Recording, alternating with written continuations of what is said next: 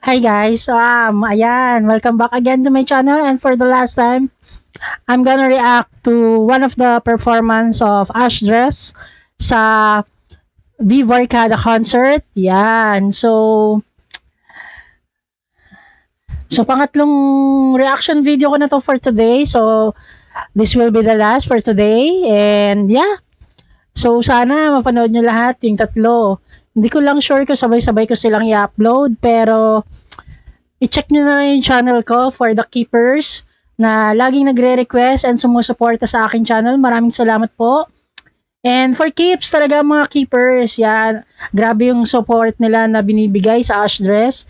And pati ako, nahahawa na rin dahil grabe rin yung support nila sa mga reaction videos ko dahil lagi silang nagko-comment, nag-engage, nagla-like. So, ayan. So, sana i-share pa natin itong mga reaction video ko. And kung sa mga keepers na nakapanood dyan, kung hindi pa po kayo nakapag-subscribe, subscribe na po kayo sa akin channel para ma-notify kayo kapag meron tayong reaction video. So, yan.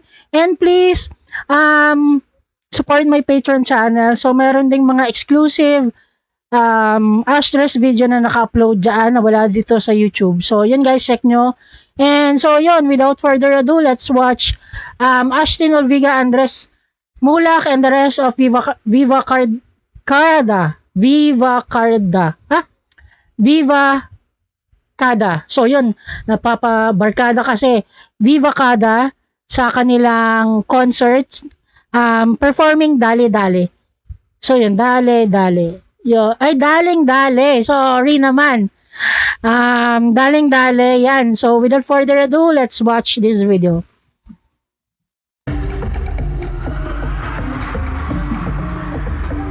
Wait.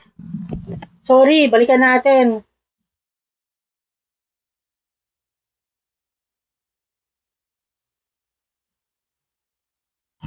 Sabi ko, bakit wala akong naririnig? Hindi pala naka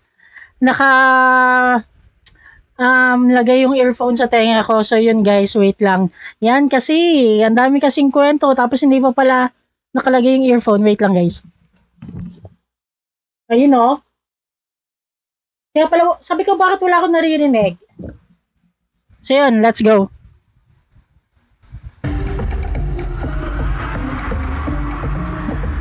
So, wait lang guys.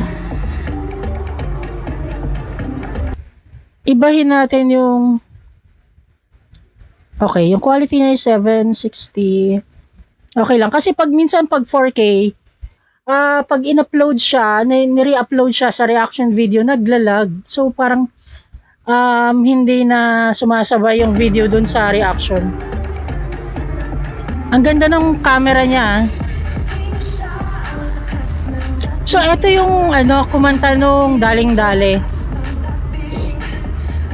Ano ba yung pangalan ng grupo nila? GAT, tama ba? No, naglalag eh.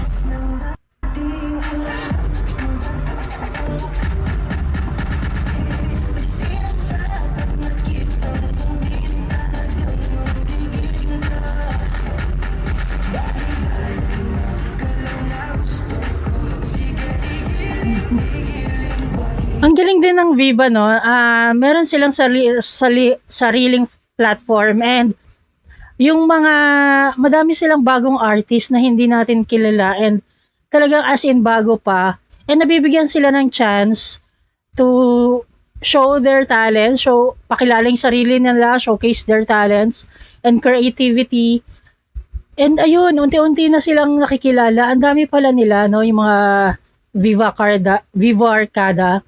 So, ayan, dahil doon sa mga series na pinapalabas nila sa Viva channel, nakikilala natin sila and nabibigyan sila ng chance to, yun nga, showcase their talents and ipakilala yung mga sarili nila. And dito sa concert na to, na ipapakita naman nila yung ibang sides nila.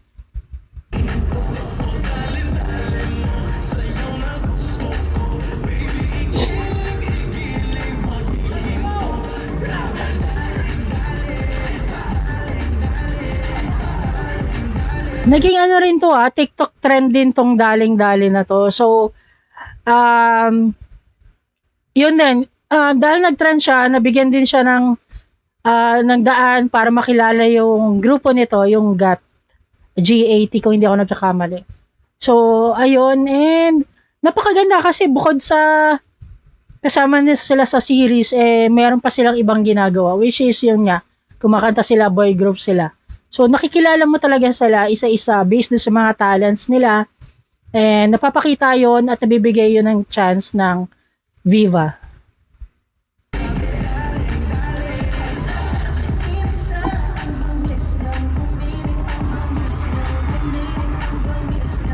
Oh, sila Wilbert, si Bea Binene, si Josh. Ito yung series. Yung book na series, gusto ko rin siya mapanood. Lahat yan nasa Viva channel pero hindi ako nakasubscribe. Oh, ito na yung Ash dress.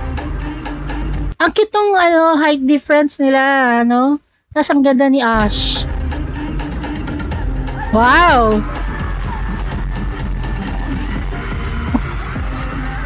Grabe yung fans. Medyo lag lang yung yung video. Kaya pag in-upload siya, wag na kayo magpaka guys Ang cute ng little steps ni Andres. Alam mo yung hindi siya hindi siya full out pag sumasayaw, pero yung mga little steps, ang cute niya with a smile. Tinawag niya naman si Andres, 'di ba? Ang cute. Ayan Dale. Ang cute. Yun lang masasabi ko.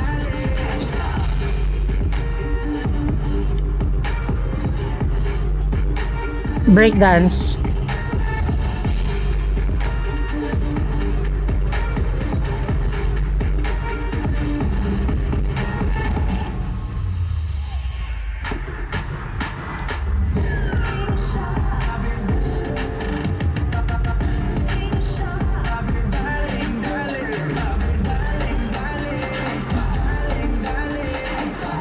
Galing din dito ang grupo na to Nabigla ako. Ayan, lahat na sila. Alam nyo, natutuwa ko, si Wilbert Ross, simula nung lumipat siya sa Viva, sobrang dami niya ng palabas. Parang hindi siya nababakante sa Viva. Mula sa Viva, basta naging daring man yung una niyang mga appearances. Pero ngayon nasa series siya, parang I'm just so happy na makita siya kasi sa Channel 2 sa ABS nagda-dance siya sa Showtime and nung lumipat siya, etong pag-arte niya naging daan din para makilala siya and yung pagkanta, alam naman natin na magaling siya kumanta. I'm just so happy for him na nabibigyan din siya ng spotlight. Same with Marco, 'di ba? Nagbida pa siya sa isang series with Heaven Paralejo and until now nasa Viva siya and nakikita natin siya, which is very humbling para din sa kanya na syempre 'di ba na ilang taon na rin siya sa industriya and now nabibigyan na siya ng chance and spotlight. So I'm happy for them. Yung mga nakikita nating talent na akala natin wala lang, And kailangan lang talaga ng right management and right audience, right project. So, yun. Ang galing lang ng Viva. Si Marco hindi rin siya sanay sa pagsasayaw pero sige. Ang cute lang. Sana, pati nga si Jerome Ponce nasa Viva rin Ilang series na rin yung napagbidahan niya. Freestyle lang muna. Bea Binene, di ba?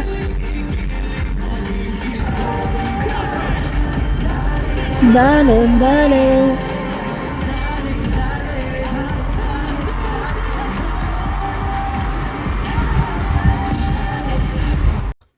So yun guys, 3-minute long siya na video. So parang mas marami pa nga akong dinaldal dito. So ayun guys, ang saya lang na may mga bagong artist tayong nakikilala and nabibigyan ng chance yung mga baguhan na ipakita yung mga talents nila and nakaharap sila ng management and platform na para sa kanila. So, ayun. Thank you so much for watching and sana nag-enjoy din kayo sa pagre-react natin. More or less, performance to sa Vivarcada, which is yung daling-dale. So, lahat ng Vivarcada nandyan. So, yun. Nakita natin yung mga little steps ni Andres and Ashtin. Ang cute lang. Kahit hindi todo bigay. Yung little steps na yun, pati yung smile niya, yung nagpapakute sa kanila. So, yun guys. Thank you for watching. And if you like this video, please share and subscribe to my channel. And please support my Patreon. Yan. Thank you guys. And thank you, keepers. On to our next video. Peace.